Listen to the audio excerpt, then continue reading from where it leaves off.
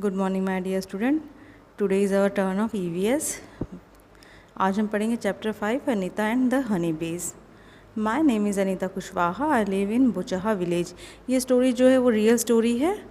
इसमें अनीता कुशवाहा नाम की एक लड़की जो अपनी स्टोरी बता रही है।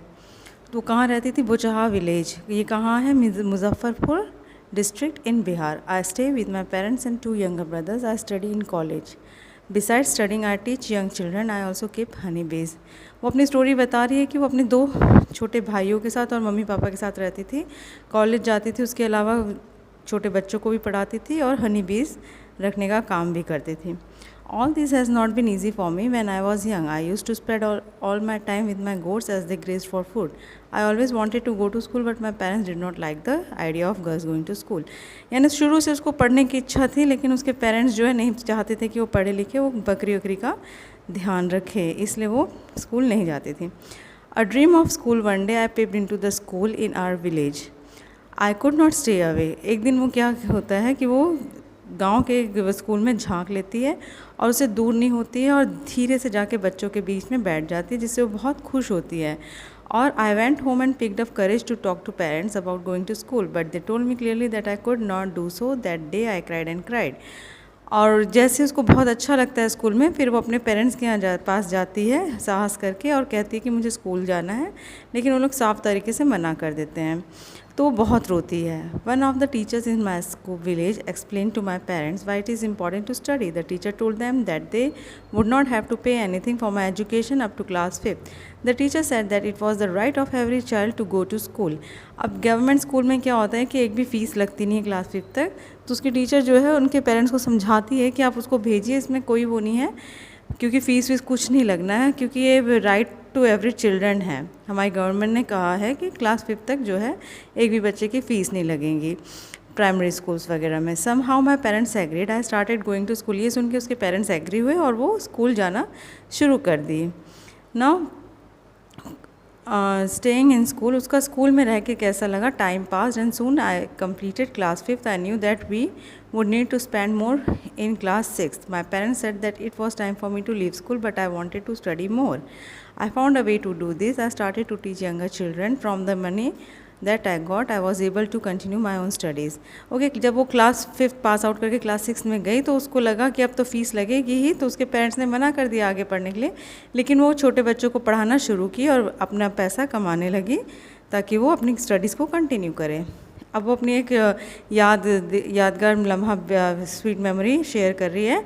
I remember some older boys in my village also use to teach young children. They did not like it and I started teaching. They started to scold and scare the children so that they would not come to me. अब क्या हुआ था कि जब ये start की थी तो कुछ लड़के भी स्कूल के पढ़ाते थे, लेकिन उनको पसंद नहीं आता था उसका काम, तो छोटे बच्चों को क्या करते थे, डराते थे कि वहाँ नहीं जाना है। लेकिन क्या करते थे कि वो बच्चे जो है इतने प्यार से वो पढ़ाती लिखाती थी कि वो सब रिटर्न उसके पास आने लगे थे। Now slowly I started talking to other parents in the village about sending their daughters to school. My parents also started helping me in my work. My mother use to do all the house work so that I could get more time to study. अब धीरे धीरे क्या हुआ था कि वो दूसरे भी पेरेंट्स को एंकरेज करती थी कि वो अपने बेटियों को स्कूल भेजे, और उसके पापा भी पेरेंट्स जिसमें काम का साथ देते थे, और उसकी मम्मी भी घर के काम निपटा लेती थी ताकि उसको पढ़ाई करने का मौका मिल जाए। देयर आर मैनी लीची ट्रीज इन अवर एरिया। कैसे वो स्कूल से बी कीपिंग का काम शुरू की, मधुमक्खी पालन का काम शुरू की। हनी बीज तो जानते हैं आप लोग, मधुमक्खियाँ होती हैं, ठीक है। तो वो क्या है, बिहार में लीची ट्रीज़ बहुत होते हैं, तो वहाँ पे हनी बीज क्या होती है, अट्रैक्ट होती है लीची के फूलों से।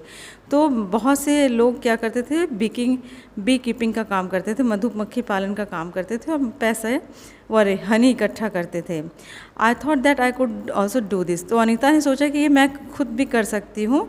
उसने वो कोर्स ज्वाइन किया जो गवर्नमेंट यानी सिखाती थी कि ये मधुमक्खी पालन का काम कैसे किया जाता है। So I was the only girl in the course. During my training, I found that honeybees lay their eggs from October to December. इस कोर्स के दौरान उसको क्या पता चला कि हनीबीज जो होती है वो अक्टूबर से सितंबर तक, दिसंबर तक अंडे देती है। This was the best time to start bee keeping. तो वो यानी समझ गई थी कि ये बेस्ट टाइम है बी कीपिंग स्टार्ट करने का।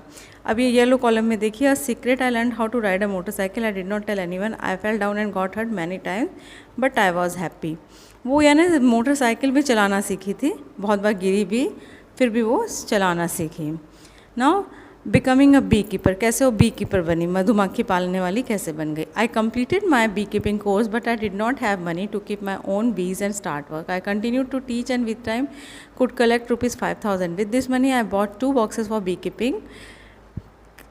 Such each box cost rupees 2,000. With the remaining money I bought sugar to make the syrup for honey bees and medicines to clean the beehives.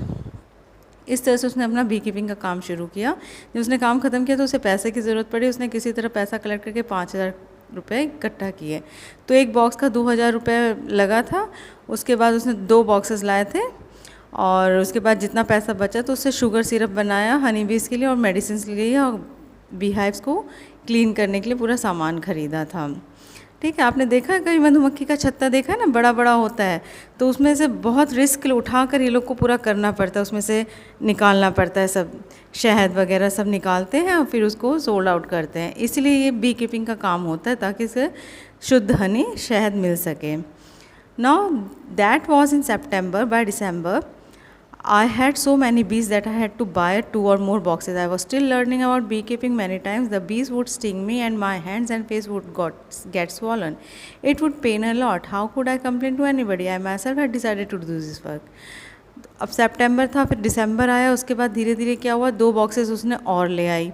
तो उसके बाद वो सीखते सीखते बहुत सारी बी कीपिंग यानी सीखते सीखते बहुत सारी बीज उसने इकट्ठा कर ली और उसको इतना यानी कष्ट होता था जब वो निकालती थी तो उसको स्टिंग माने क्या होता है,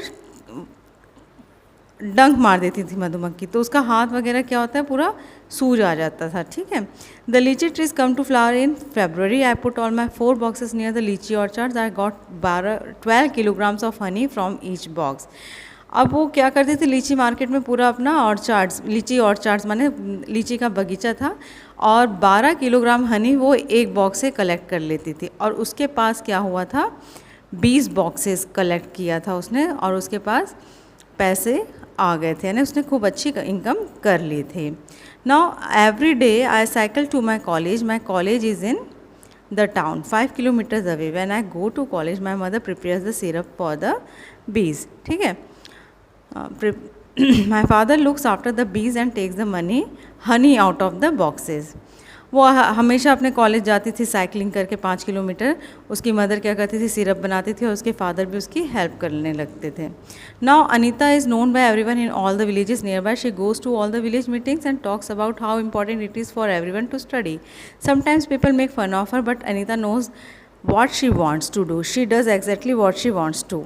ठीक है। वो क्या कि सब लोग यानी गांव में उसको जानने लगे और वो धीरे धीरे सब विलेजर्स के साथ मीटिंग करने लगे और सबको समझाने लगी पढ़ाई की इम्पॉर्टेंस, और उसको पता था कि उसे क्या करना है क्या नहीं करना है. तो Anita wants to become a wholesaler so that she can help the villagers to get the right price for their honey. और उसको यानी होलसेलर्स की ज़रूरत थी, इसलिए वो जानती थी कि विलेजर्स जो है उसको हनी के एकदम सही दाम दिलवाएंगे, होलसेल रेट में अच्छे दाम उसको मिल जाएंगे. Every bee hive has 1 queen bee that lays eggs. There are only a few males in the hive. Most of the bees in the hive are worker bees. This bees work all day. They make the hive. Okay. Every bee hive, जो भी bee hive means जो भी वो छत्ता होता है मधुमक्खी का, उसमें एक क्वीन बी होती है जो अंडे देती है और कुछ ही मेल्स हाइव रहते हैं उस हाइव में. और most of the bees in the hives are worker bees. Worker bees माने जो नेक्टर कलेक्ट करती है, फ्लावर से नेक्टर यानी फ्लावर से जो फूलों का रस लेकर आती है और सारा दिन जो काम करती हैं वो कहलाते हैं वर्कर बीज. दे make the hive and also look after the baby bees. They fly around flowers in search of nectar. They collect nectar from flowers for honey. When one bee finds flowers with nectar, it does a special kind of dance by which the other bees can know where the nectar is. ठीक है. जैसे ही worker bee को किसी एक को भी मिल जाता है नेक्टर तो वो डांस करने लगता था फूल के आसपास. तो सबको समझ में आता था कि वहाँ जो है खूब बढ़िया फूल है और वहाँ पे हमको उसका फूलों का रस मिल जाएगा. और स्पेशल काइंड का डांस वो करते थे. The worker bees are very important for the hive. Without worker bees there would be neither hive nor any nectar collection. All bees in the hive would go hungry. The male bees have no special role as worker. ठीक है, पूरे यानी bee hive में कोई भी nectar collection worker बीज के अलावा कोई नहीं कर पाता था.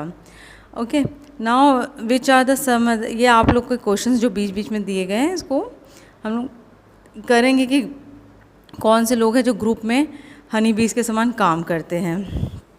और ये बी हाइव में जो छत्ता होता है उसमें मेल बीज का कोई स्पेशल रोल नहीं होता था, केवल वर्कर बीज, क्वीन बीज, यही सब अपना काम करते थे.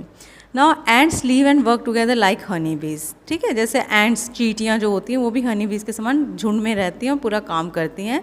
The queen and Lay's the eggs, the soldier ends look after and guard the ends nest. Worker ants are always busy looking for food and bringing into the nest. Termites and wasps also live like this. Ants, termites क्या होते हैं? दीमक होते हैं. Wasp क्या होती है? बर्रई होती है. तो ये सब भी क्या करते हैं? इसी तरह झुंड में ही काम करते हैं. जो सोल्जर एंट्स होते हैं वो गार्ड करते हैं एंट्स के नेस्ट को, और बाकी सब मेहनत कर करके अपना, देखिए ऐसे झुंड होता है ना चींटियों का, सब एक के पीछे एक जाते हैं. इसी तरह ये इंसेक्ट्स सारे काम करते हैं. ओके.